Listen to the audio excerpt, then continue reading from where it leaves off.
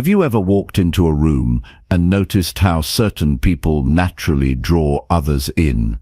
They don't force it. They don't try too hard. People just want to be around them.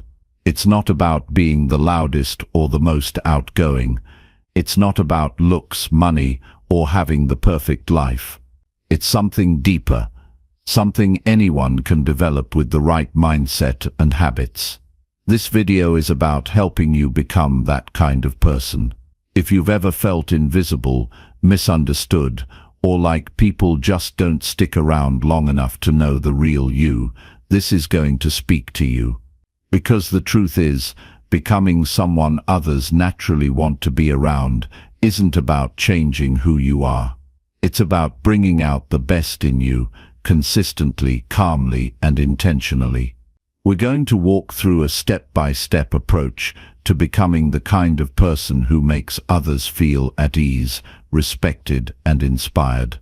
These are small but powerful changes, like how you listen, how you speak, how you carry yourself, and how you manage your energy, that make a real difference. You'll learn how to create trust, spark genuine conversations, and build a presence that quietly stands out without needing to dominate.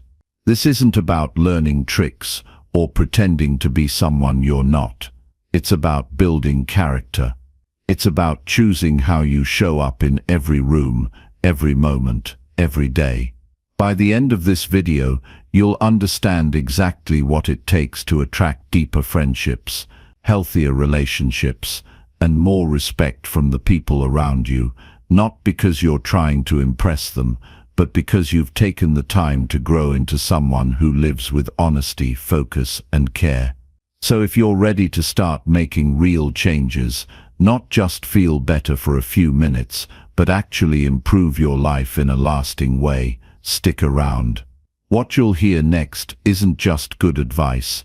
It's a clear path you can follow, one decision at a time. Let's begin. Chapter 1. Build unshakable confidence by showing up every single day. Confidence is not a gift some are born with. It's a choice, a decision you make every single day to show up regardless of how you feel. It doesn't arrive in a flash of lightning. It's built one morning at a time, one step at a time, one uncomfortable moment at a time. The truth is, most people wait until they feel ready, until they feel bold or certain. But that day doesn't come on its own.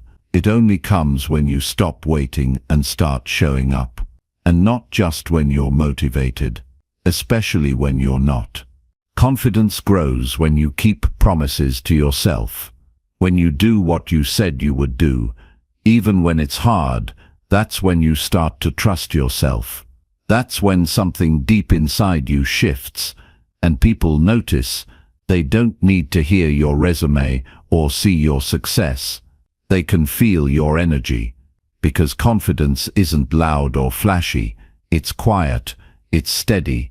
It's someone who walks into a room not needing attention because they already know who they are, and that kind of person attracts others without trying. You become that kind of person by showing up every single day.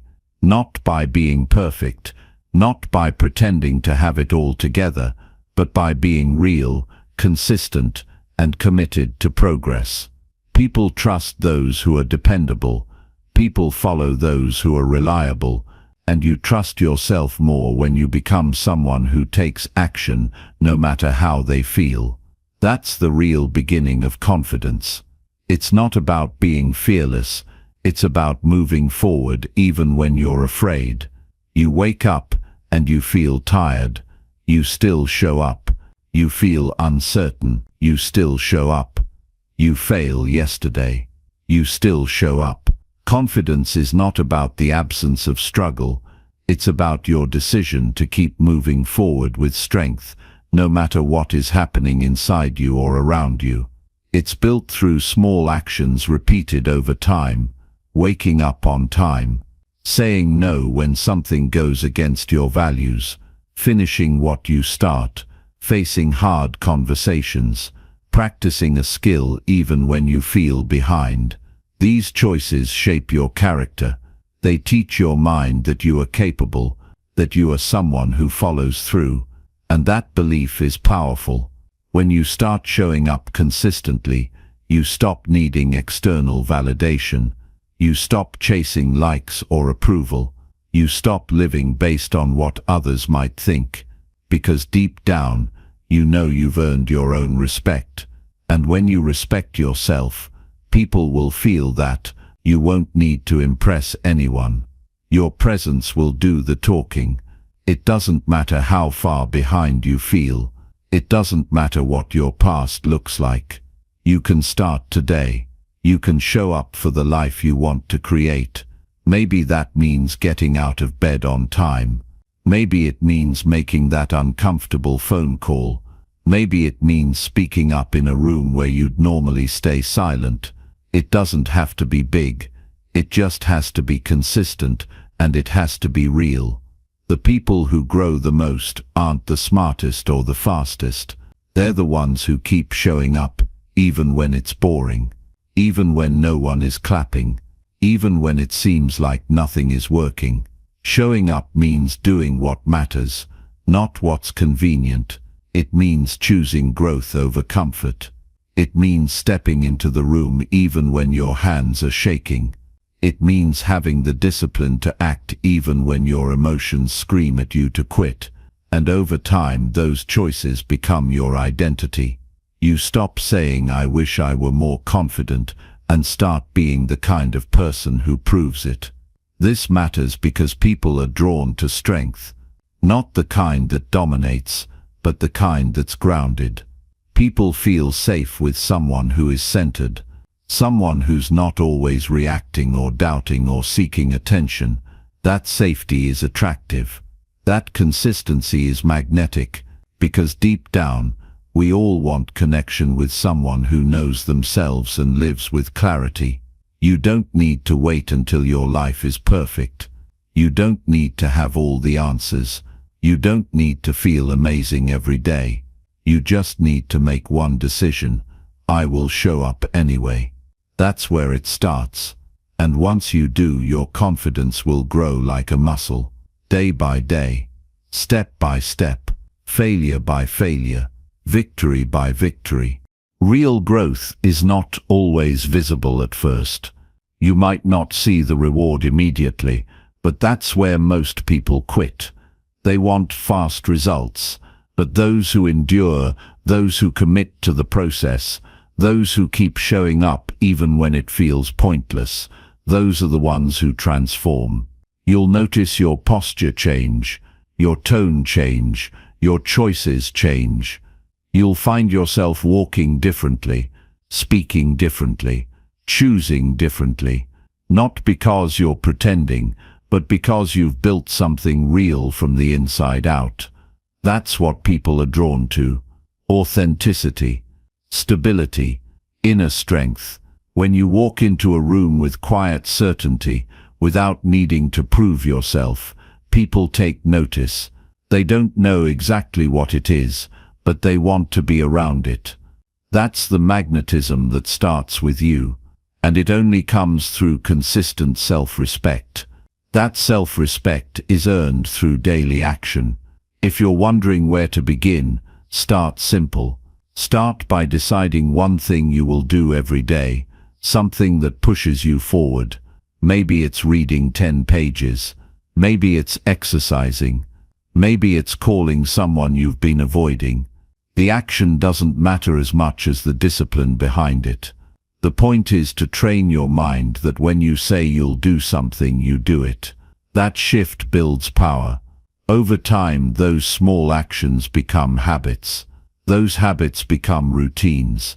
And those routines shape the foundation of who you are. You become consistent. You become clear. You become capable.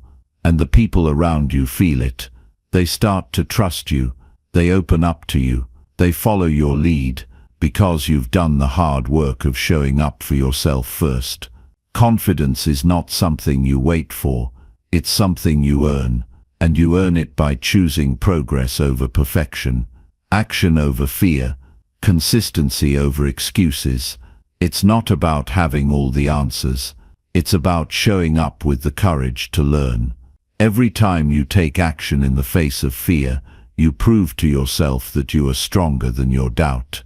Every time you stay disciplined when no one is watching, you tell yourself that your word matters, that you matter, and that feeling cannot be faked. People notice that kind of person. They feel drawn to someone who doesn't need validation but gives it freely, who isn't chasing attention but earns respect, who walks with purpose and speaks with care. That's who you become when you show up daily. You don't need to talk about your confidence. It speaks through how you carry yourself, through how you treat others, through how you handle adversity, and that influence extends far beyond words. If there's one truth to hold on to, it's this: discipline is the foundation of confidence. When you show up, especially when it's hard, you teach yourself that you can be relied on. You don't betray your future by giving in to your feelings. You choose what matters, and that choice, repeated again and again, rewires how you see yourself. It creates momentum, and momentum creates results. Don't underestimate what happens when you simply refuse to quit. That quiet decision to keep showing up, day after day, builds something no one can take from you.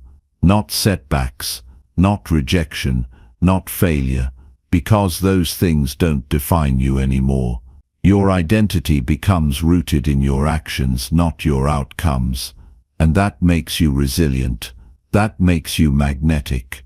Confidence is not for the lucky, it's for the consistent, and consistency begins with one choice: to show up, even when you don't feel like it. Especially then, that's when it matters most. That's when you build something real, something lasting, something that pulls others in without effort, because it's rooted in truth. So today, don't aim for perfect. Don't wait until you feel ready. Just decide to show up. Stand up. Try again. Speak up. Finish what you start. Be the person you promised yourself you'd become. You might be the only one who sees the effort now, but soon the world will see the result. And more importantly, you'll feel it within.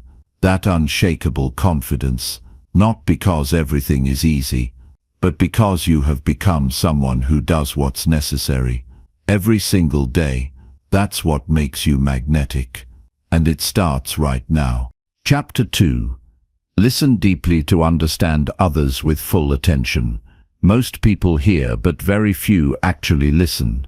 Listening with full attention is one of the rarest and most powerful habits a person can develop. It's not just about silence or waiting for your turn to speak.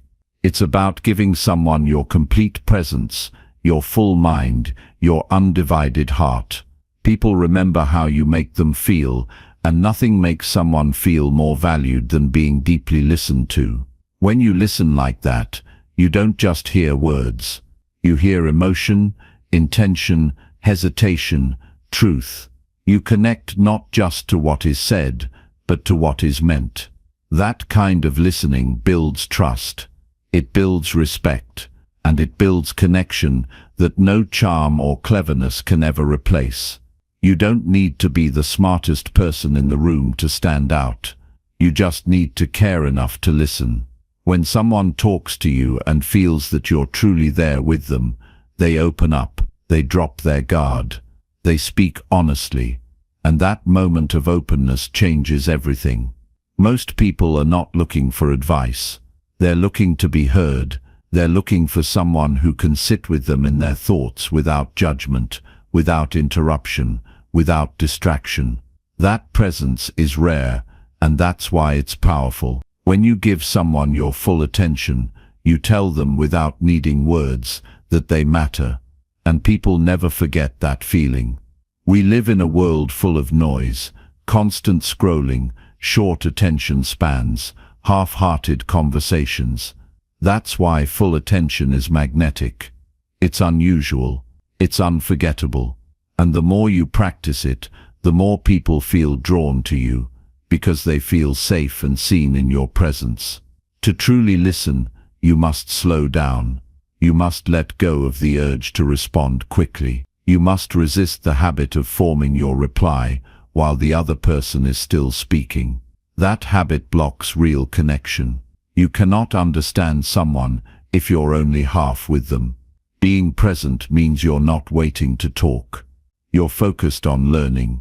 You're not thinking of yourself. You're giving yourself to the moment. That humility makes people feel heard at a level most never experience. You don't need to agree with someone to listen well. You just need to care enough to hear them clearly. Listening is not the same as obeying. It's not about losing your view. It's about expanding it. It's about letting someone show you how the world looks through their eyes, without rushing to fix it or frame it. That openness makes you stronger. It sharpens your understanding. It deepens your patience, and it teaches you things no book can ever teach. Real listening also requires that you set aside your ego.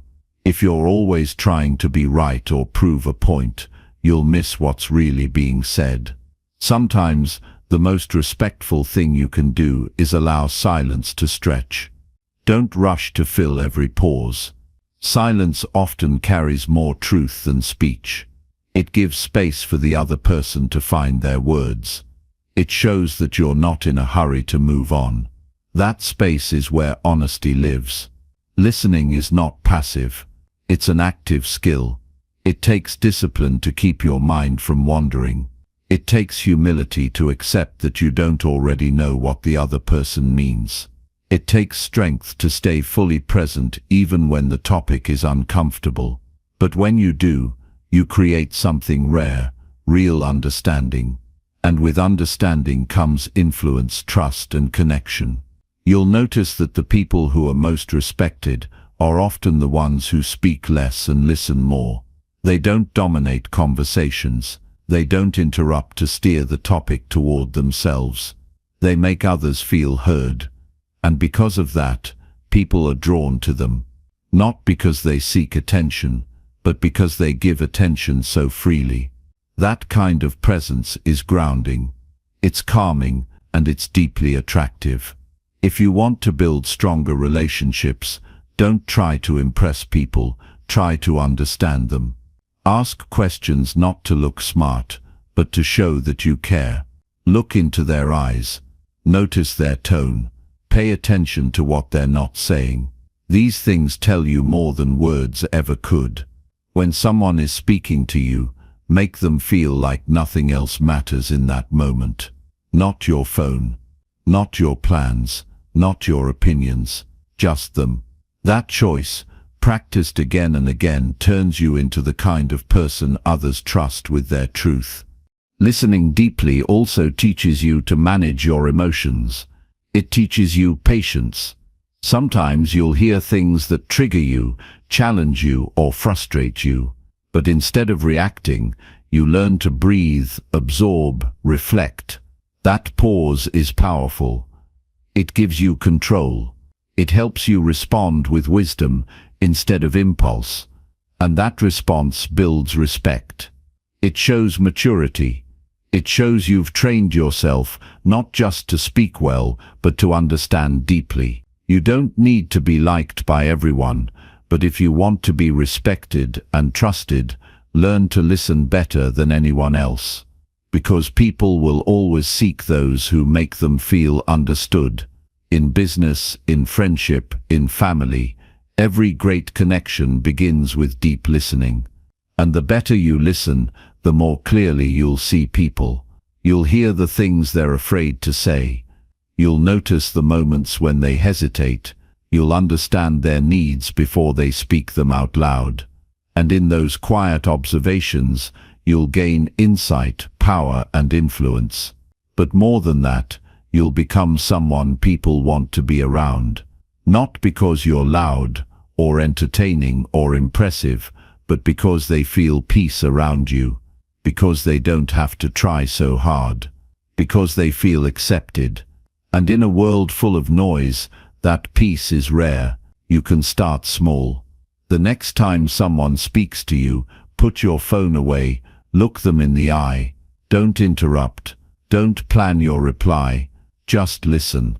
Even if it's uncomfortable, even if there's silence, sit with it. Let the person know that you're really there.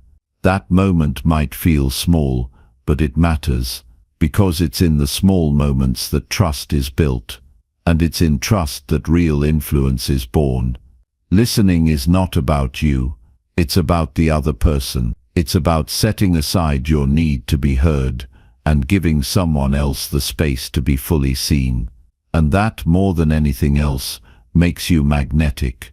Because when you listen like that, people walk away feeling lighter, stronger, safer. They remember how you made them feel, and that feeling brings them back. Train yourself to become a person of presence, not just someone who hears noise, but someone who receives meaning. Someone who can sit still in a conversation without judgment, without distraction, without needing to dominate. That is a rare quality, but it's a choice you can make daily. And every time you choose it, you grow. You sharpen your awareness. You deepen your empathy. You strengthen your character. In a world that's racing to be heard, be the one who listens. Be the person who makes others feel that their voice matters, that their story is safe, that their presence is welcomed. You don't need to change the world with your words. You can change lives with your attention. And the more you do, the more others will be drawn to you, not because of what you say, but because of how deeply you care. That's the power of listening. That's how you become magnetic. Chapter 3. Speak clearly with honesty, warmth, and real intention. When you speak with clarity, people stop guessing your meaning. They understand your point, they feel your intention, and they respond with confidence because there's no confusion. Clarity in speech builds respect because it shows you've taken time to understand your thoughts before expressing them. When your words are clean and intentional, they carry weight. They cut through noise, hesitation, and misunderstanding. They create a space where people feel safe because nothing is hidden and nothing is vague. And when you add warmth and honesty to that clarity, you don't just inform, you connect. You create trust, and you leave behind a sense of calm strength that others remember. Many people speak without thinking. They talk to fill silence, to appear busy, to feel important. But words without meaning waste energy and dilute impact. To be heard and respected, you must slow down and ask yourself what you truly want to say and why it matters. Speaking with real intention begins in silence. It begins with the discipline to pause and examine your motives. Are you trying to help or impress? Are you being truthful or careful? Are you building trust or controlling the outcome? Until your intention is clean, your words will carry the weight of hidden agendas, and others will feel it, even if they can't explain it. Warmth in speech is not about pretending to be kind. It's about speaking with respect for the other person's experience. It's about knowing that your words are not just facts. They are forces. They can lift someone or break them. When you speak warmly, you communicate that you care. You don't have to flatter or sugarcoat. You just have to bring sincerity. You have to care more about the relationship than the appearance. That kind of communication builds strong bridges, even in hard conversations. Honesty is not the same as harshness. Some people use truth as a weapon. They speak without empathy and call it being real. But truth without compassion is arrogance. When you speak with honesty and warmth together, people open up to you. They don't feel judged. They feel seen. They feel safe. And because of that safety, they listen. They listen because they know you're not hiding anything, and you're not trying to hurt them. You're speaking to connect, not to control. That's the difference between influence and manipulation. You don't need big words or perfect grammar to speak well. You need clarity. You need to get to the point without circling it. You need to mean what you say, and say only what you mean. People are drawn to those who speak directly and kindly. It saves time. It saves energy, and it builds strong foundations in every relationship, personal or professional. Your voice carries more than sound. It carries your values. It shows your mindset. The tone you use, the pace you choose, the words you reach for, all of these reveal how you think and how you treat others. If your words are always rushed or scattered, people feel disconnected. If your tone is always defensive, people pull away. But if your speech is calm, focused, and steady, people lean in. They listen more closely. They trust more easily. One of the most powerful habits you can build is learning to say less but with more weight. When you stop talking to fill space and start speaking to bring value, everything shifts. You begin to choose your words with care. You begin to listen more. And when you do speak, your message lands with clarity and strength. You don't have to explain everything. You don't have to defend every idea. You just have to speak with purpose. And when you do, people notice. They hear the difference. Another important part of clear, warm communication is owning your truth without apology. When you're honest about what you feel, what you want, and what you believe, people can trust you. You're not trying to please everyone. You're not trying to hide discomfort behind politeness.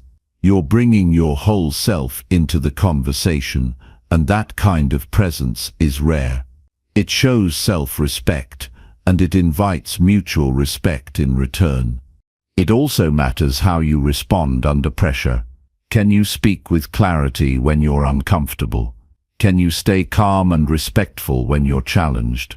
That's where real strength shows. Anyone can speak well when things are easy, but when emotions rise or tension appears, that's when your training is tested. If you can stay grounded and intentional in those moments, people will feel safe around you. They'll know you don't just speak well, you think clearly, feel deeply, and lead with character. You'll also begin to notice that your relationships improve the more you speak with honesty, warmth, and clarity. Misunderstandings decrease. Conflicts become easier to solve. Trust grows faster. You won't have to repeat yourself. You won't have to fix the damage caused by careless words. You'll spend less time repairing and more time building. And over time, people will know they can count on you, not just for what you say, but for how you say it. Speaking clearly is also a way of respecting yourself. When you express your needs and boundaries with calm confidence, you teach others how to treat you. You stop tolerating confusion or manipulation. You make it easy for people to understand where you stand. That doesn't make you rigid. It makes you reliable. And in a world full of noise, reliability is magnetic. This doesn't mean you'll never stumble over your words. You're human. What matters is that you practice, that you pause before speaking and ask, is this true? Is it kind? Is it necessary? That you stay aware of your tone and stay rooted in your values. You don't have to be perfect. You just have to be consistent. Consistent in your honesty. Consistent in your respect. Consistent in your care. People won't remember every word you say, but they will remember how your words made them feel. Did your words bring clarity or confusion? Did they uplift or shame? Did they invite closeness or create distance? Those questions matter more than any clever phrase or polished delivery. Because in the end, connection is built not on how impressive you sound, but on how honest and intentional you are. You can practice this in every conversation. When a friend speaks, respond with calm and direct words. When you need to express a concern, do it with clarity and care. When someone is upset, don't match their energy. Offer steady, thoughtful responses. These small decisions shape your reputation. They show others who you are. And the more you speak from a place of truth and care, the more people will want to listen. Because your voice won't just communicate information, it will carry the presence of someone who leads with strength and heart. Every time you speak, you send a message not just to others but to yourself. You remind yourself of your values. You reinforce your discipline. You strengthen your identity. So speak like someone who respects both your own mind and the mind of the person in front of you. Speak like someone who chooses words not for show but for service. And when you do, you'll notice something powerful. People will lean in, not because you speak loudly, but because you speak with purpose, with care, and with truth. That's how you become magnetic. Chapter 4. Smile genuinely and make everyone feel truly seen. A genuine smile is one of the most powerful forms of connection we have. It doesn't require words, credentials, or preparation. It simply requires presence. When someone smiles from a place of sincerity, it lowers tension, invites trust, and signals acceptance. You don't need to be perfect, successful, or charismatic to make someone feel welcome. You just need to mean it. A real smile carries an invisible message that says, "I see you and I'm glad you're here." That kind of moment may seem small, but it leaves a lasting mark on the heart of the person receiving it. People are not looking for perfection. They are longing for recognition. They want to be acknowledged, not judged. They want to feel like they exist in your eyes, not as a task, not as a problem to solve, but as a human being. When you look at someone with warmth in your eyes and a sincere smile on your face, you tell them they matter. That moment, though brief, restores something in them. It reminds them of their worth. It makes them feel visible in a world that too often walks by in a hurry. You cannot fake this kind of presence. People can feel the difference. A forced smile that covers disinterest does more harm than good. It creates a gap between what's shown and what's felt. A real smile begins inside. It starts when you slow down and decide to care. It grows when you value the person in front of you. It shines when you let go of distractions and meet someone with your full attention. When that happens, your smile is no longer just an expression. It becomes a mirror reflecting the dignity of the other person. Presence is rare because most people are caught up in their own thoughts. They walk through their day occupied by problems, plans, and pressures. They pass people without truly noticing them. That's why someone who is fully present stands out. That's why a genuine smile is magnetic. It's rare to be truly seen, and when it happens, people remember it. They don't always know why they feel drawn to you. They just feel safer, more open, more human. It's not charm, it's care. Smiling genuinely does not mean you're always cheerful. It doesn't mean you hide your struggles or pretend life is easy. It means you choose to show up with kindness despite it. It means you practice compassion, not performance. It means your heart is open, even when your day is heavy. That kind of strength is quiet, but it radiates. People feel the difference between a smile born of obligation and one rooted in peace. When your inner world is calm and accepting, it naturally shows on your face. Being fully present also means paying attention to more than just words. It means noticing the tone of someone's voice, the expression in their eyes, the energy they carry. When you take in those subtle cues and respond with care, people feel held. They feel understood without needing to explain. They feel like they don't have to earn your respect. They already have it. And once someone feels accepted in your presence, they begin to relax, open up and trust. You don't need deep conversations to make someone feel valued. A passing smile, a kind nod, a patient moment of attention, these actions build bridges. They soften defenses, they make life feel lighter. If you commit to being someone who truly sees people, even in brief encounters, you will become someone others feel drawn to, without knowing why. It's not because you're saying the right things. It's because you're bringing the right energy. You're offering something the world often forgets to give. In a culture obsessed with image, being real is a form of leadership. When your smile comes from a place of truth, it gives others permission to drop their masks. They stop performing. They stop hiding. They feel seen, and they start seeing in return. That's how connection begins, not with impressive words, but with human moments of shared presence. And the simplest way to start that is with a smile that says, "I care." This doesn't mean you have to be outgoing or extroverted. You don't need to light up a room. You just need to notice who's in the room. You need to recognize the person behind the role. Whether it's a stranger, a colleague, or a friend, your willingness to slow down and offer attention creates a space where people feel safe. And in that safety, respect and connection grow. Over time, when you practice seeing people deeply and smiling with sincerity, it changes how you see yourself. You begin to carry yourself with more peace. You're not trying to impress or prove.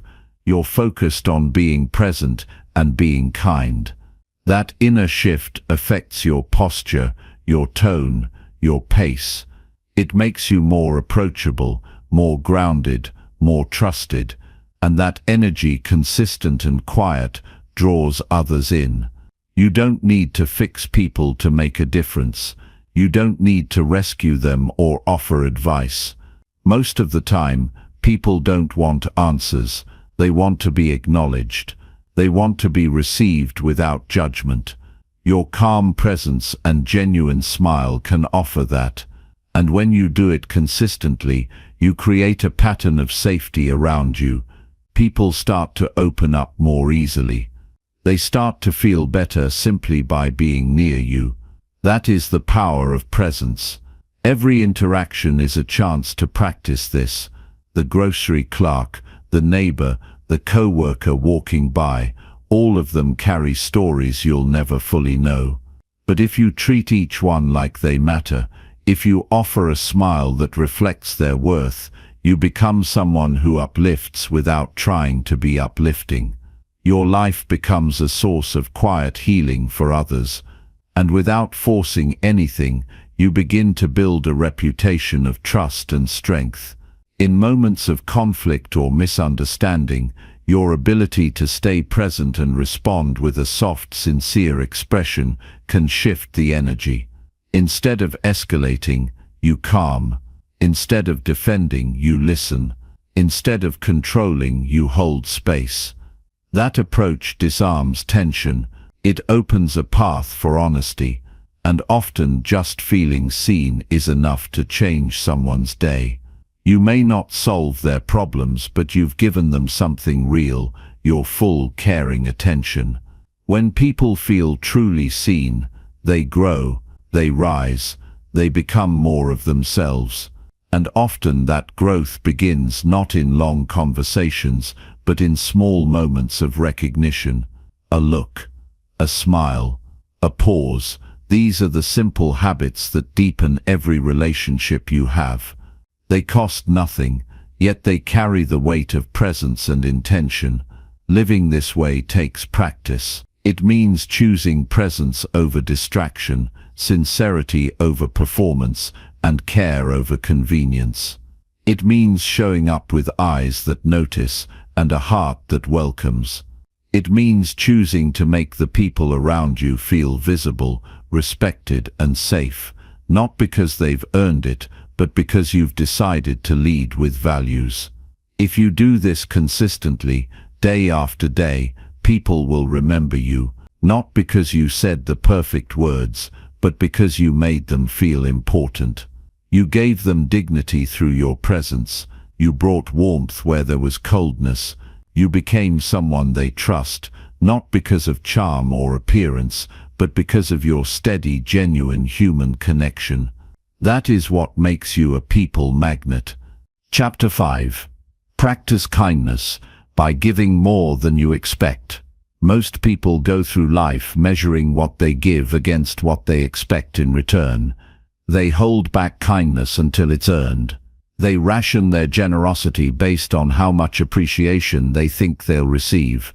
But there's a deeper way to live, one that isn't transactional, one that doesn't keep score.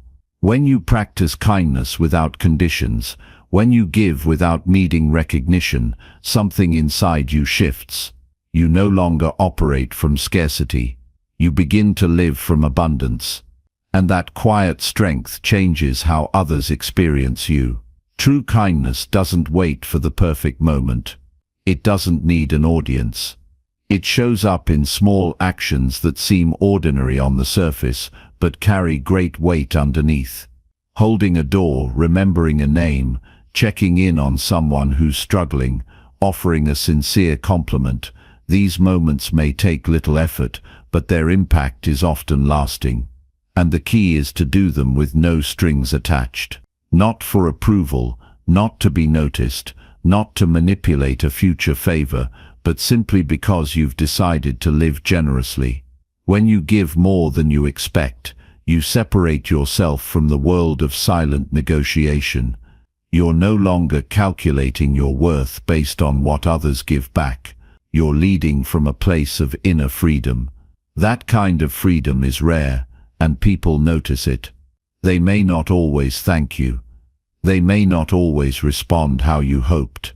But over time, your consistent kindness builds trust. It builds respect.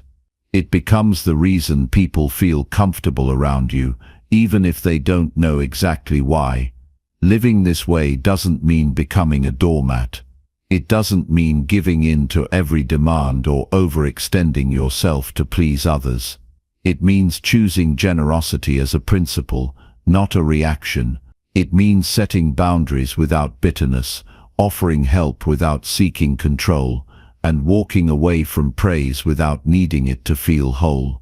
Kindness is not weakness. It's a disciplined strength that resists the urge to match the world's indifference. Most people are tired. Many feel unseen, unappreciated, or forgotten. When you give more than expected, you meet people where they are. You become a light in a place they didn't know they needed one. You remind them that goodness still exists. Not flashy or loud goodness, but steady, thoughtful human decency. And in that moment, even if just for a breath, you restore a piece of their hope. That's how kindness works. It's not about grand gestures, it's about consistency. You don't have to be rich to give generously. You don't have to be successful to offer value. Sometimes your time, your presence, your patience, or your silence is the greatest gift.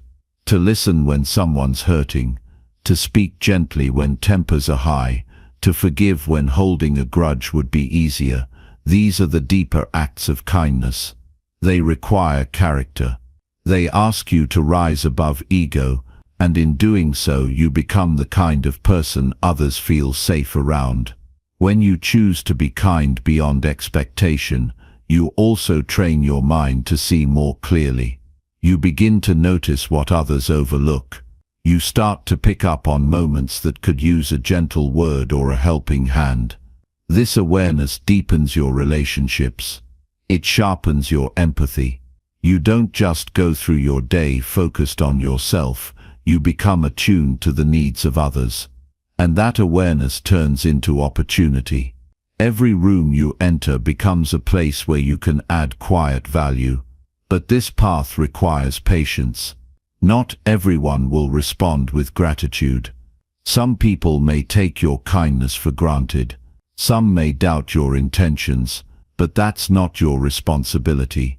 Your role is to keep showing up from a place of integrity. Your job is to live your values, not manage people's reactions. Over time, your consistency will speak louder than any speech. People trust what they see repeated over time, not what they hear once in a while. To give more than expected is to believe in the ripple effect.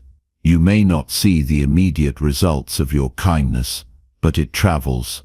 A word of encouragement today might give someone the strength to keep going tomorrow. A moment of patience might prevent someone from breaking down. A quiet gesture of support might plant a seed of hope that grows long after you're gone. Your influence is often invisible, but it's never without meaning. You can live this principle in every environment. At work, it means showing appreciation even when no one else does.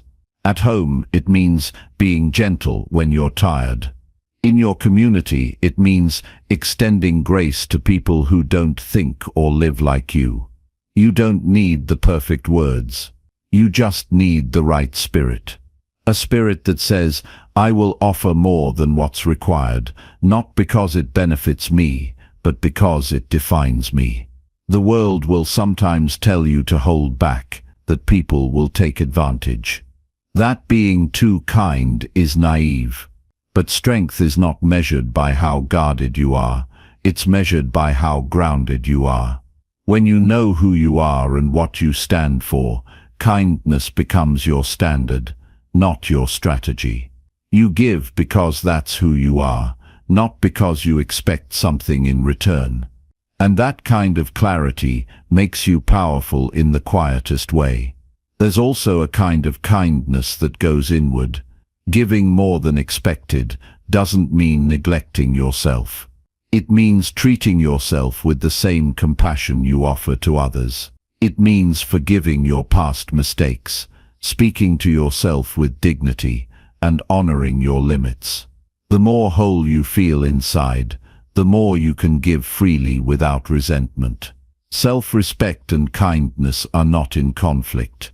They support each other. When your inner life is rooted in care, your outer actions naturally follow. Kindness doesn't always feel good in the moment. Sometimes it asks you to swallow pride, to take the high road, to stay calm when it would feel better to lash out. But afterward, you feel clean. You walk away with peace instead of regret. And that peace is not dependent on others. It belongs to you. It comes from living in alignment with your deepest values. Give more than you expect, not to impress, not to manipulate, but to leave people better than you found them. That's how you build real influence. That's how you earn respect that lasts. Not through force or charm, but through quiet consistency. You show people day after day that you're someone who can be trusted, that your words match your actions, that your care is not conditional. In time, people remember how you made them feel. They may forget what you said or did, but they remember the safety, the warmth, the sense of being treated with value. And they carry that memory with them. They pass it on. Kindness is contagious in the best way. And when you live this way long enough, you don't just influence the people around you, you begin to reshape the culture you're part of. You don't need applause. You don't need credit. You just need to keep showing up with the decision to give more than what's expected. In a world that's often rushed, distracted, or self-focused, this way of living is rare, but it's the rarity that makes it powerful. Be the person who gives because it's right, not because it's noticed. Be the one who leaves every space better than you found it. Be the example, even when no one else is watching. That's how real change begins. And that's how real confidence is built, not by what you take, but by what you give away freely. Chapter 6. Own your energy by managing thoughts and emotions. Every day begins with a choice. Before the world touches you, before anyone calls your name or pulls at your time, you get to decide the tone you'll carry into the hours ahead. The way you think shapes how you feel, and how you feel determines how you move through your life. If you don't take responsibility for what's happening inside you, the outside world will set the tone for you. Owning your energy starts long before you open your mouth. It begins in the quiet space where your thoughts are born and your emotions take shape. The mind is powerful, but it's not always wise. It can create stories, assumptions, and fears that don't match reality. If you let every thought steer your mood, your energy will rise and fall like a leaf in the wind. Owning your energy means becoming aware of your thoughts without letting them rule you. It's realizing that you don't have to believe everything that passes through your mind. You can pause, you can question, you can choose a better response. That gap between what happens and how you react, that's where your freedom lives. It's not about forcing yourself to feel good all the time. It's about learning to face discomfort without collapsing. When something difficult happens, your first instinct might be anger or fear. But that emotion is only a signal. It's not a command.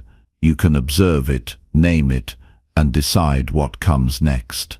That kind of self-control isn't about suppression, it's about strength.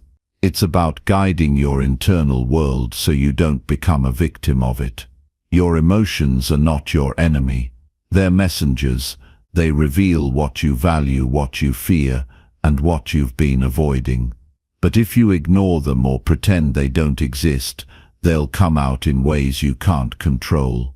Owning your energy means being honest about what you feel, without letting that feeling run your life. If you're sad, say it. If you're angry, admit it. Then ask yourself what that feeling needs. Often it just needs your attention, not your reaction. Stillness is a skill. In a loud and restless world, your ability to remain centered is rare and powerful. When you pause, breathe, and return to yourself, you become less reactive. You listen more clearly. You move more wisely. You stop letting chaos determine your mood. That's how you shift from being drained to being grounded. It doesn't happen by accident. It happens through daily discipline. You train your mind the same way you train a muscle, by using it with purpose and awareness. You'll notice that some situations drain you more than others. Some people stir up anxiety or defensiveness without even meaning to. That's not weakness. It's information. It tells you where your limits are and where your growth still lives. When you start paying attention to how you feel after conversations, after tasks, after time alone, you begin to understand your patterns. You see which habits help and which ones hurt. And once you see clearly, you can take action. You don't have to give your attention to every distraction. You don't have to answer every invitation. You don't need to match the energy of people who are loud, negative, or lost in their own drama. You can hold your center. You can decide, I will not participate in this chaos. And when you do, you protect your focus. You preserve your peace. You make room for what really matters. This isn't selfish, it's self-respect. You can't serve anyone well if you're constantly running on empty. Start with small steps. Before you respond to a message or jump into a meeting, take a breath. Scan your body. What are you feeling? Are you tense, calm, agitated, or grounded? That awareness helps you respond with intention instead of impulse. When you walk into a room, set your tone before you enter. Carry your own atmosphere. Don't let the noise decide who you'll be. Bring clarity. Bring calm. That's what it means to own your energy. Not to fake peace, but to create it. Your routines matter more than you think. The way you begin and end your day sets the emotional rhythm of your life. If you wake up and immediately rush into stress, your energy becomes chaotic. But if you start with stillness, even a few minutes of quiet, you train your system to slow down. You remind yourself that you are in charge. The same goes for how you end the day. If you close the evening with gratitude or reflection, instead of numbing or distraction, your mind rests easier and your energy resets. There will be times when your thoughts spiral, when fear, insecurity or shame tries to take over. That's human, but in that moment, you can interrupt the cycle. You can speak truth to yourself. You can say, I may feel this, but I'm not controlled by it. I have a choice. Those words may seem small, but they are powerful. They separate you from the storm. They anchor you in your values. And when you do lose control, because sometimes you will, you don't need to shame yourself. The goal isn't perfection. The goal is awareness. Learn from the moment. Ask what you needed but didn't give yourself. Did you need rest, boundaries, time to process? Then give yourself that next time. Every mistake becomes a lesson when you stay awake to your life. The people around you will feel your energy before they understand your words, your tone, your posture, your eye contact. These communicate more than speeches. When your internal state is clear, steady, and sincere, people feel safe around you. They may not know why, but they'll be drawn to it. That kind of presence can't be faked. It can't be manufactured. It's cultivated through self-respect, through honest reflection, and through the quiet decision to keep showing up with discipline. Owning your energy is not about control over others. It's about alignment within yourself. When your thoughts match your actions, when your emotions are acknowledged and directed, when your intentions are clean, you become powerful without being loud. You walk into situations with clarity. You leave spaces without regret. You become someone who doesn't just survive the day, but someone who shapes it. And this discipline extends to your words. The way you speak reflects the way you think. If your language is filled with blame, gossip or sarcasm, it shows where your mind lives. But if your words carry clarity, compassion and courage, people feel it. They trust it, because it tells them that you're responsible for your own state, that you're not leaking your inner chaos into the room. You can't always control the day, but you can control how you show up to it. You can choose to protect your mind. You can build emotional resilience. You can take full ownership of your energy so that you stop waiting for the world to calm down before you feel okay. You bring the calm, you bring the order, you bring the groundedness that everyone else is searching for. And when you live that way long enough, you don't just attract people, you inspire them to do the same. Chapter 7. Stand tall and move with calm, focused purpose. You can tell a lot about someone by how they carry themselves. Before they speak a word, their body has already said something.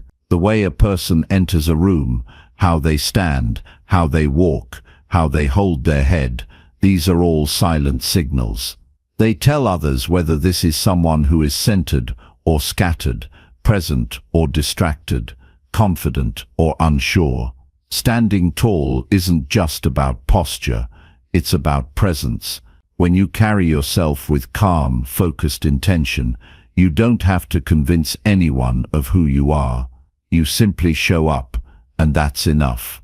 Many people move through the day without truly inhabiting their bodies. They rush from one task to the next, their mind several steps ahead, or stuck in something that already passed. This creates a kind of tension that shows up in their shoulders, in their breath, in their eyes. They're physically here, but mentally scattered. That scattered energy leaks into everything they do. But when you learn to bring your attention back to this moment, to the space you're standing in, to the breath you're taking right now, you regain control of your energy. You stop reacting to every distraction. You stop rushing to prove or explain yourself. You just become solid, steady, and in that stillness, others take notice. Your physical presence isn't separate from your mental state. If your thoughts are full of doubt or fear, it will show in your movement. You'll hesitate. You'll shrink. But when you align your mind with purpose, when you know what matters and why you're here, your body follows. You stand with clarity. You walk with resolve. You become the kind of person who doesn't flinch when things get difficult, who doesn't collapse under pressure. That kind of strength can't be faked. It's built from the inside out. Walking with purpose doesn't mean rushing or pushing. It means moving in a way that matches your intention. You don't need to hurry. You don't need to compete. You just need to be sure. You take one step, then the next, fully grounded in your direction. This steadiness creates a kind of quiet power. Others may be louder, faster, more chaotic, but you hold your ground. That's what creates trust. That's what earns respect. Not noise, but presence. Not speed, but substance. Your energy follows your attention. When you focus on what truly matters, your movements become clean and deliberate. You're not pulled in 10 directions. You're not wasting time on what doesn't serve you. You become efficient without being rushed, decisive without being harsh. This gives you an advantage that doesn't rely on force, it relies on clarity. And when your actions are clear, the results follow. Sometimes you'll face resistance. You'll be surrounded by people who are panicked, impatient, or unclear. In those moments, you can become reactive, or you can become the anchor. Being the calmest person in the room doesn't mean you don't care. It means you're not ruled by chaos. You pause, you assess. You act from clarity, not from impulse. And that pause, that moment of stillness before motion, is where your power lives. Even the way you sit at a table, the way you shake someone's hand, the way you breathe while listening, these things communicate your state. If you're grounded, others feel it. If you're frantic, they feel that too. You don't need to fix everyone. You just need to be the example of what steadiness looks like. When others see that, some will follow, some will mirror that calm. And even if they don't, you'll walk away without regret, knowing you stayed in your own integrity. There will be times when fear tries to make you small, when uncertainty tells you to back down or stay quiet.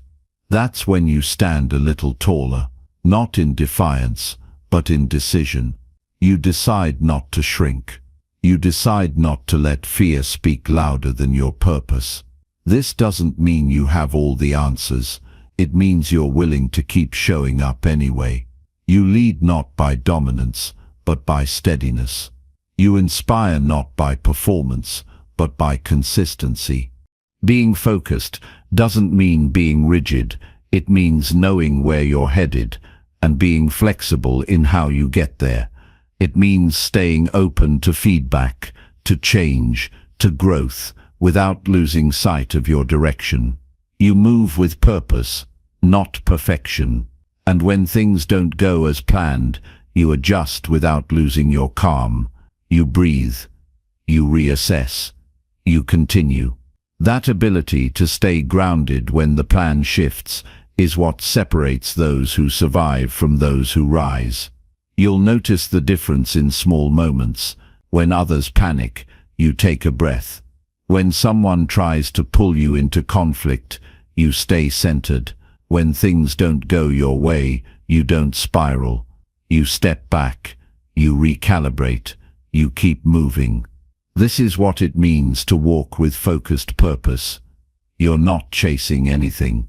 You're building something. And every step you take is intentional. Your environment will try to shape you. The noise, the pace, the pressure, it will push against your calm. But you don't have to absorb it.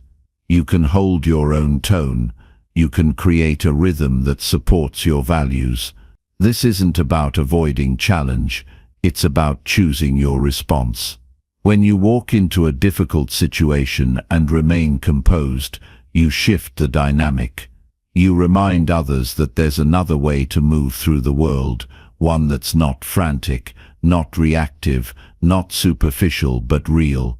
The way you carry yourself becomes part of your legacy. People remember how you made them feel, how you handled pressure, how you responded when things got hard. Did you collapse or did you rise? Did you blame or did you lead? Every day is a chance to reinforce that story, to walk in alignment with the person you're choosing to become, and the more you live in that alignment, the easier it gets. It becomes muscle memory. It becomes instinct. This is about building inner discipline, about becoming someone who doesn't need applause to stay consistent, who doesn't need ideal conditions to stay focused. You do the work. You take the steps. You stay true, even when no one's watching. Especially then, because in those quiet moments, when it's just you and your next decision, that's when character is forged. And here's what you'll find. The more you stand tall, not just physically but emotionally, mentally, spiritually, the more your world changes. Opportunities open. People trust you. Challenges become tests, not threats. And over time you become the kind of person others rely on, not because you're flashy, but because you're real. Not because you dominate, but because you endure. There is power in stillness. There is clarity in slow, steady movement. You don't have to prove your worth with noise.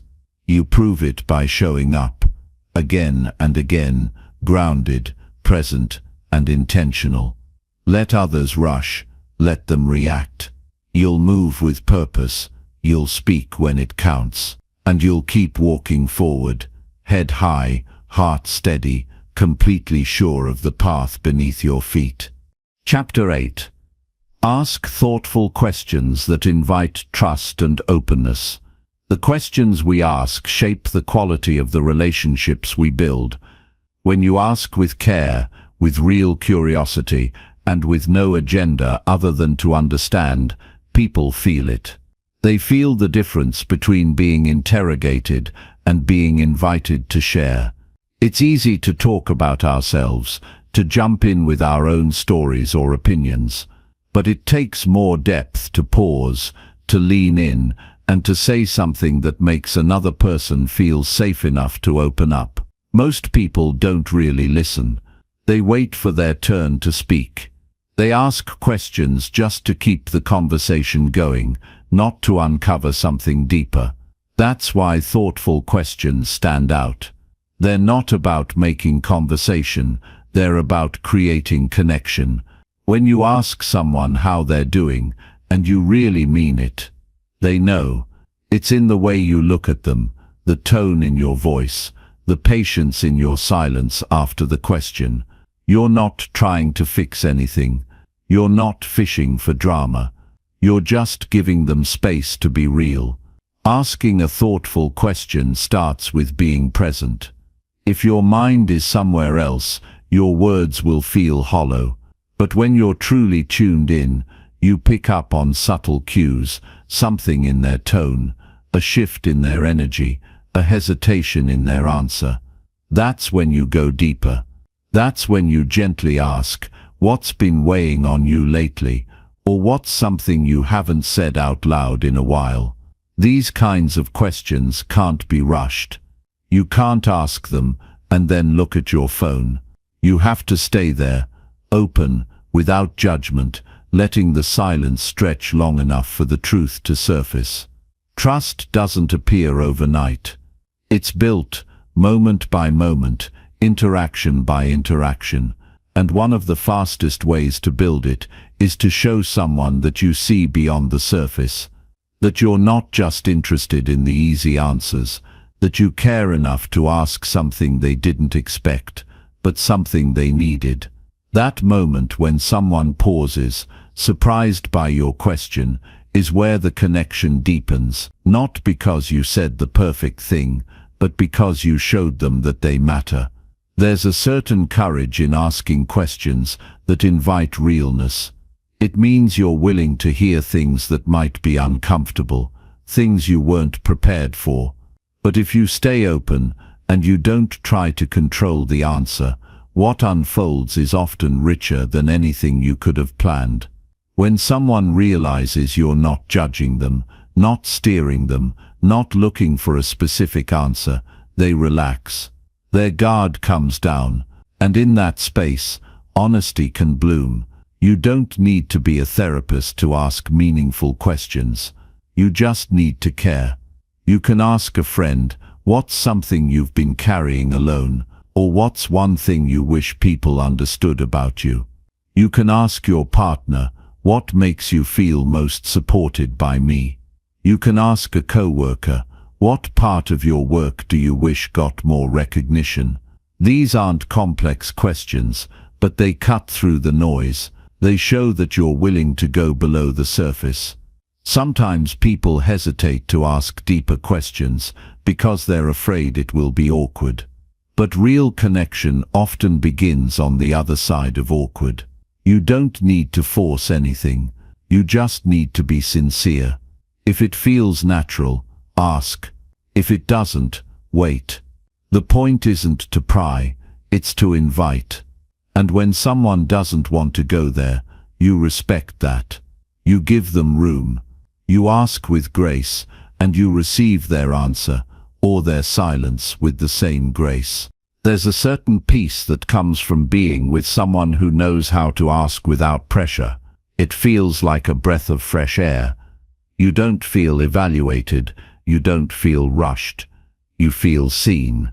That's what we're all longing for, in some way, to be seen without being judged, to be heard without being corrected, to be known without having to perform. When you ask with kindness, with sincerity, and with patience, you create that kind of space. And people remember how that feels. The best questions often come from a place of humility. You're not trying to impress anyone. You're not trying to prove your insight. You're just trying to understand. That humility disarms people. It creates a kind of openness that can't be faked. You're saying, in effect, I don't know everything. I want to learn more about you, about your experience, about how you see the world. That kind of mindset turns even a simple question into something powerful. Not every moment calls for deep conversation, but when the time is right, you'll feel it. And when you do, don't hold back. Ask the question that's on your heart. Ask the one that makes you a little nervous. Ask the one that shows you're not just interested in what someone does, but who they are. These are the moments where trust is built, not through grand gestures, but through quiet curiosity. And when someone answers you with vulnerability, honor that moment. Don't interrupt. Don't shift the topic too quickly. Just listen. Let it land. Let them see that their honesty didn't scare you away. That kind of response builds safety. It tells them, you can be real with me. I can hold what you share. That is how relationships deepen. That is how connection grows. Over time, you'll find that the more you practice this, the more natural it becomes. You'll notice yourself asking different kinds of questions, not out of strategy, but out of genuine interest. You'll find yourself caring more about what someone feels than what they appear to be. You'll see the impact your presence has when you truly engage with someone, not to fix them or change them, but simply to know them. We often think that the most important things we say are our big speeches, our opinions, our arguments. But sometimes the most powerful thing we can offer is a well-timed, thoughtful question. One that says, "I'm here, I'm listening, I care." That kind of question lingers in someone's mind. It opens a door, it invites reflection, it invites trust. And once that door is open, so much more becomes possible. This way of asking, of engaging, becomes a way of life. You begin to lead with curiosity instead of assumption. You stop filling silence with noise and instead fill it with presence. And as you do, your relationships begin to shift. They become richer, more honest, more human. And you realize that something as simple as a sincere question can be the beginning of something profound. Chapter 9. Respect personal space and honor every silent moment. There's a quiet power in choosing not to fill every moment. In a world that often moves too fast, where interruptions are constant and the pressure to be visible, to speak, to react, never really eases up, space can feel like a luxury. But it's not a luxury, it's a necessity. Everyone needs room to breathe, to think, to simply be. The way you show respect for that space, both yours and someone else's, says more about you than your words ever could. Sometimes, the most generous thing you can offer is your absence, not in the sense of abandoning, but in the sense of not crowding, not overwhelming, not assuming that being close is always helpful. Some people find comfort in silence. Some people recharge in solitude. Some people need a few feet of physical space before they can feel emotionally safe. And when you respect that, without taking it personally, you show a rare kind of maturity. You show that you understand connection doesn't always mean proximity. In relationships of any kind, family, friendship, romance, even brief encounters, there's an unspoken dance of closeness and distance. It changes constantly. Some days, someone might want to be held. Other days, they might need stillness. If you're paying attention, you'll notice the signs. You'll see it in their posture, in their pace, in their pauses. And when you notice, the question becomes, do you have the patience to honor it? Can you allow for silence, for stillness, for space, without needing to fix or fill it? Many people feel uncomfortable with quiet. They try to interrupt it, to speak into it, to laugh over it. But not every silent moment is a void. Sometimes it's a resting place. Sometimes it's where truth gathers before it's ready to be spoken. You don't need to rush in and save someone from their silence. You don't need to assume that silence means something is wrong. More often, it means something is processing. And when you stay with it, gently, without forcing, it can become a doorway into something deeper. Respecting space means understanding that not everyone moves at your rhythm. What feels natural to you might feel intrusive to someone else. That doesn't make either of you wrong. It just means you're different. It means you need to slow down enough to notice what makes another person feel safe. You don't earn trust by leaning in louder. You earn it by knowing when to back off. By letting someone come toward you in their own time, not dragging them forward. And it's not just about physical distance. Emotional space matters just as much. Sometimes people aren't ready to talk. Sometimes they're not ready to explain. And in those moments, your job isn't to pressure them into opening up. It's to let them know you're here when they're ready. And to really mean it.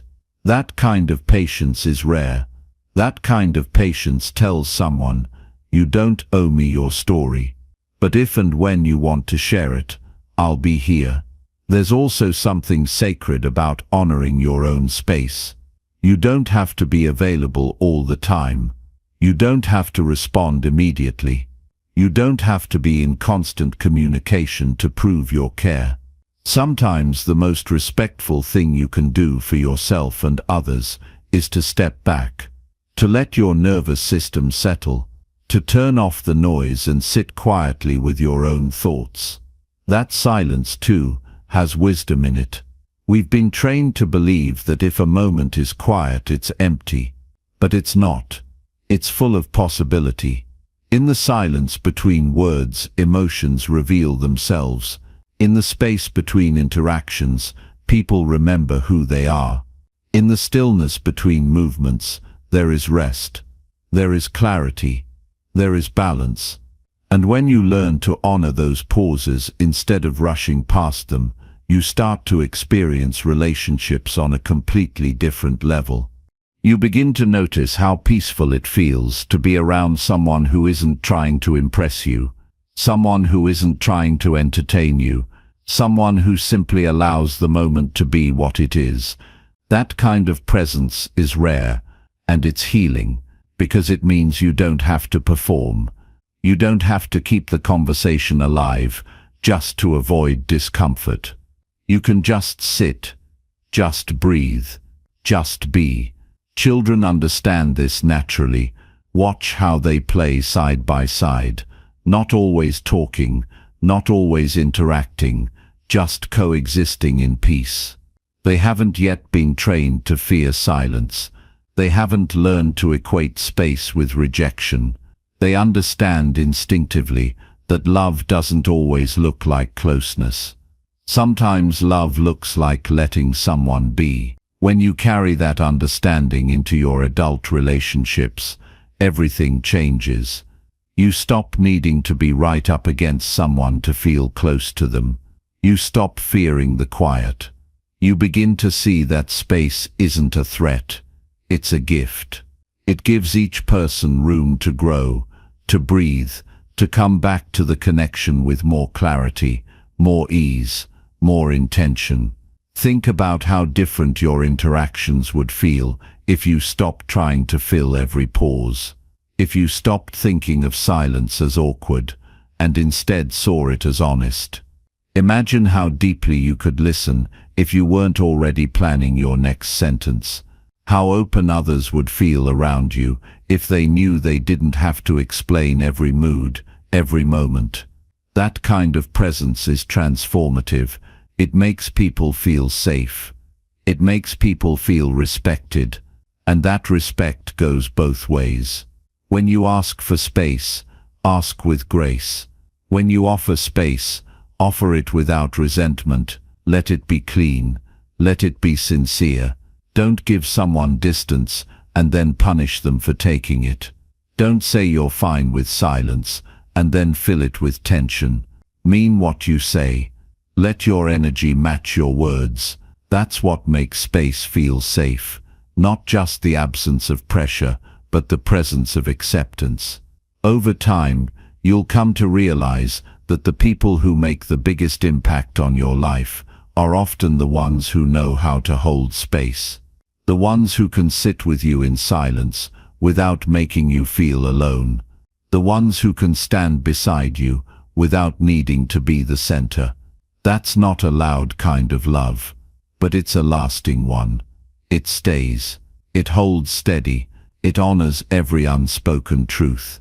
So the next time you feel the urge to interrupt, to explain, to close the gap, pause. Ask yourself if the moment really needs your voice. Ask yourself if the connection would deepen more from quiet understanding than from quick words. Then give yourself permission to lean back, to breathe, to let the silence speak. In that silence, something remarkable happens. Trust builds, awareness deepens, and both people feel seen, not because of what was said, but because of what was honored. Space, stillness, presence, that's where true connection lives.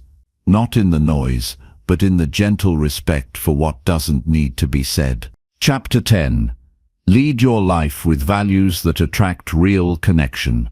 Living a life anchored by clear, meaningful values creates a foundation so sturdy that real connection becomes not only possible, but inevitable. Values are the internal compass that guide decisions, shape behavior, and ultimately define the quality of relationships we build.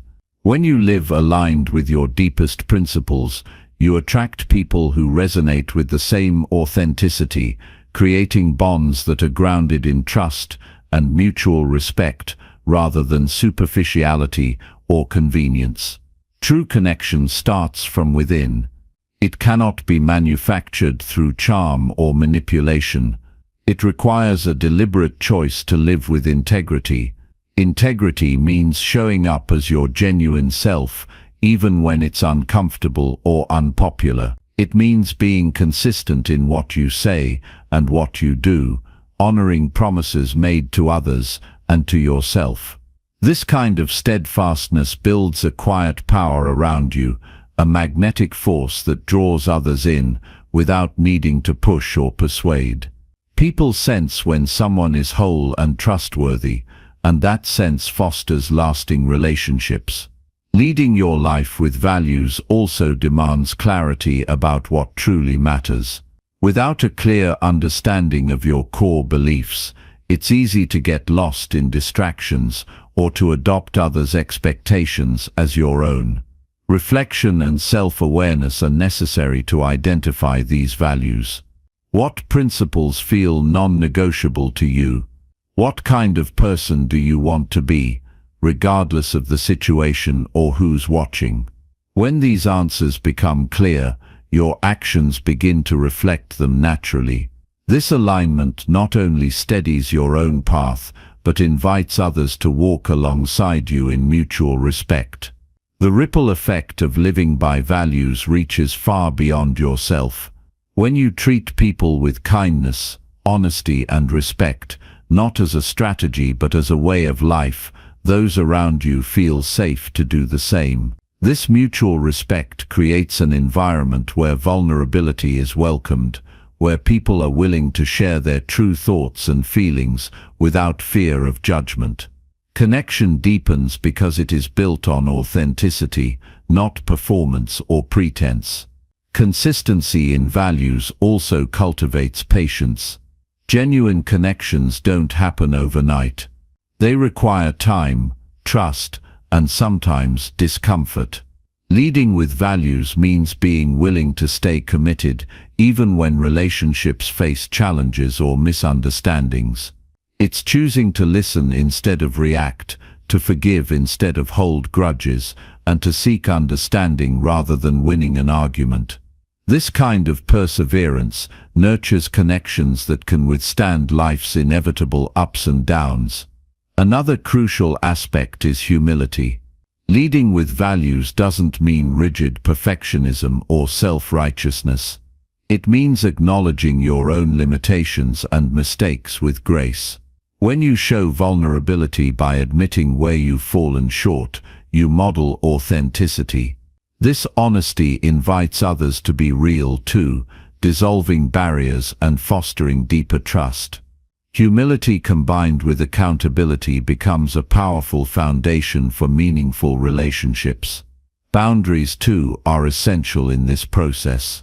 Living by values means knowing where you draw the line to protect your well-being and integrity. It's not selfish to set limits, it's a form of respect, both for yourself and for those you engage with. Healthy boundaries prevent resentment and misunderstanding, creating a clearer space for genuine connection. They communicate what you stand for and what you will not accept, allowing relationships to develop on honest and fair terms. Living aligned with your values also encourages presence. When you are rooted in what matters, your attention sharpens. You become less distracted by trivial concerns or social noise and more focused on the people and moments that truly count. This presence shows others that they are valued. It transforms interactions from shallow exchanges into meaningful dialogues where each participant feels heard and honored. Real connection thrives in an environment of generosity, and values inspire generosity of spirit. When you live by principles that include kindness, empathy, and service, you naturally give without expecting immediate returns. This giving fosters goodwill and nurtures a community of mutual care. It invites others to respond in kind, creating a network of support and encouragement grounded in shared principles. At times, living with integrity requires courage. It means standing firm in your values even when others don't understand or agree. This courage signals strength, not stubbornness. It demonstrates that you prioritize authenticity over acceptance and truth over convenience. Such conviction can inspire others to examine their own values and pursue genuine growth. Leading by example becomes one of the most powerful ways to attract like-minded people who appreciate your commitment. When your values are clear and you embody them daily, your life gains direction and coherence. Choices become simpler because they either align with your principles or they don't. This clarity reduces inner conflict and cultivates peace. Others sense this peace, which is deeply attractive. It creates an aura of calm confidence that draws people toward you without effort or artifice.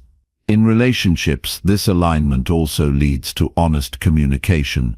When you value truth and respect, your conversations reflect those priorities. You avoid manipulation or evasiveness because they contradict your foundation. Instead, you speak openly and listen carefully, creating a space where trust can flourish. This honesty deepens intimacy and encourages others to be authentic as well. Living by values also means embracing growth. Real connection requires adaptability and openness. It's not about clinging rigidly to a fixed image of yourself or others. It's about evolving while staying true to your core.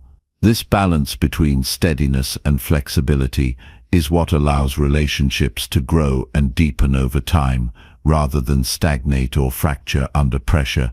A life led by values creates magnetic energy, not the flashy kind, but the kind that feels warm, steady, and inviting. It's the energy of someone who knows themselves, respects others, and acts with purpose.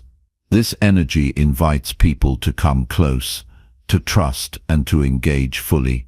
It attracts relationships that are meaningful, sustainable, and mutually enriching.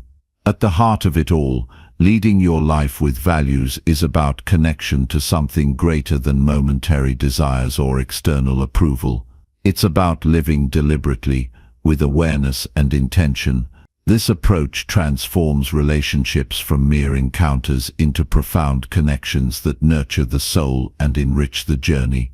When values guide your actions, you become a beacon of authenticity in a world often clouded by pretense.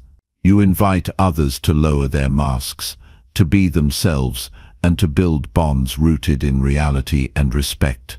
That is the foundation for relationships that endure, inspire, and transform. Every day is an opportunity to live by your values, to choose actions that reflect who you truly want to be. In doing so, you create a life that magnetizes genuine connection, because what draws people most powerfully is not what you say, but who you are. And who you are becomes clear when your values lead the way.